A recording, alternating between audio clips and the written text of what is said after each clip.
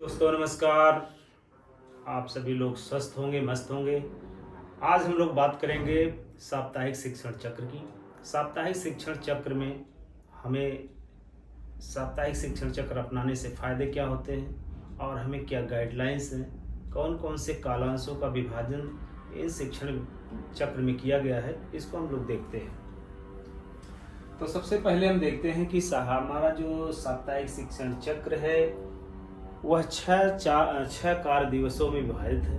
6 कार्य दिवस में हम डेली सोमवार से लेकर शनिवार तक कौन कौन से कालांश, कौन कौन से विषय, कौन कौन से तरीके अपनाने होते हैं, ये सारी चीज़ें इस चक्र में विधिवत विभाजन करके दिया हुआ है। इसको हम लोग समझते हैं, विस्तार से इसको हम लोग समझते हैं कि साप्ताहिक शिक्षण चक्र में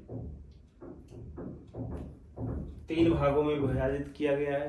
6 कार्य दिवसों को 3 भागों में विभाजित किया गया है। पहले दिन से लेकर और चौथे दिन तक जो भी हम शिक्षण कार्य करते हैं उसको हम दक्षताओं पर आधारित शिक्षण कार्य करते हैं। उस पे हम जितने भी हमारे संदर्शिकाएं हैं जो हमारे मार्गदर्शक के रूप में हमें उपलब्ध हैं उसके अनुसार हम लोग काम करते हैं। तो सबसे पहले हम लोग दक्षताओं का शिक्षण करते हैं पहले कार्य दिवस से लेकर चौथे कार्य दिवस तक। फिर 5वें कार्य दिवस में हम पुनरावृत्ति का कार्य करते हैं जिसको बोलते हैं साप्ताहिक पुनरावृत्ति। फिर हम 6वें दिन आकलन का कार्य करते हैं। जितना भी हमने 5 दिनों में सीखा उसका आकलन हम करते हैं साप्ताहिक आकलन प्रपत्र के माध्यम से, जो हमारी बुकलेट में उपलब्ध होता है। अब हम देखते हैं कि हमारा जो 6 दिन का कार्य दिवस है वह कितने कालांशों में विभाजित होता है। तो 6 दिवस हमारे 3 कालांशों में विभाजित होते हैं। तो एक हम भाषा का अगर लें उदाहरण, कक्षा 1 की भाषा का उदाहरण लें, उनके कालांशों के विभाजन की बात करें, उनके साप्ताहिक शिक्षण चक्र की बात करें, तो सबसे पहले हम आइए चलते हैं कक्षा 1 की भाषा में कौन कौन से शिक्षण चक्र हैं और किन 6 दिवसों में किस किस तरीके से हमें पढ़ाना है। पहला होता है पहले कार्य दिवस में, पहले 4 दिनों में जो पहला कालांश होता है उसमें हमें कौन से कार्य करने होते हैं।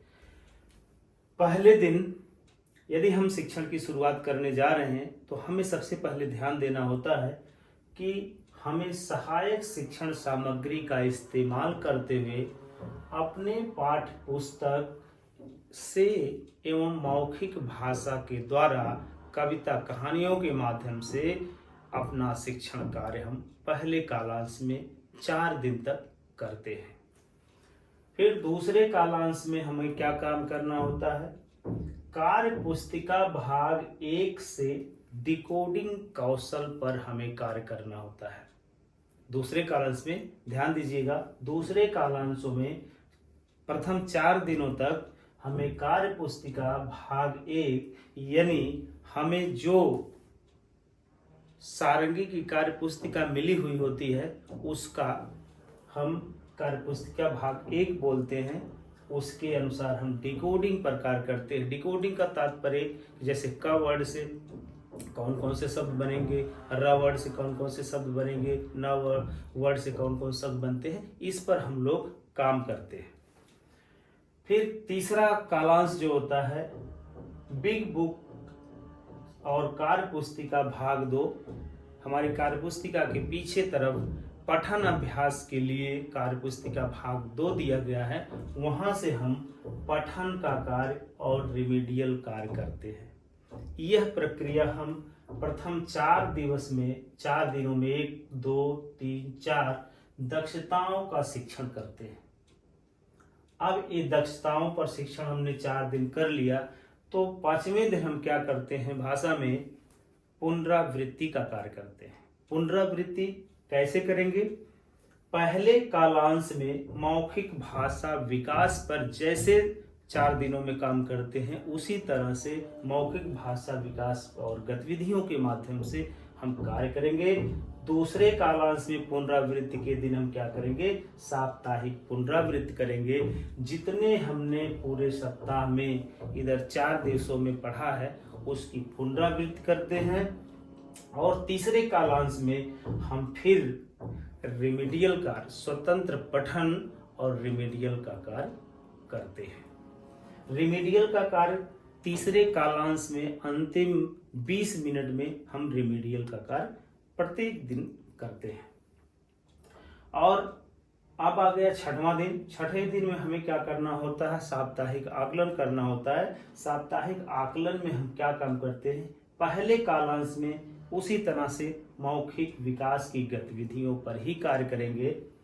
दूसरे कालांश में साप्ताहिक आकलन करेंगे। साप्ताहिक आकलन प्रपत्र मैंने सीख लिया, हमारे कार्य पुस्तिका में दिया हुआ होता है, उसी के आधार पर हम आकलन करते हैं। और तीसरे कालांश में भी हम आकलन की पूरी प्रक्रिया को पूरा करते हैं। इस तरह से हमारा पूरा सप्ताह का साप्ताहिक शिक्षण चक्र दिया हुआ है। यदि हम इस तरह से शिक्षण चक्र का प्रयोग करके अपने शिक्षण कार्य को करें तो हमारा शिक्षण कार्य बहुत ही प्रभावशाली होगा। धन्यवाद।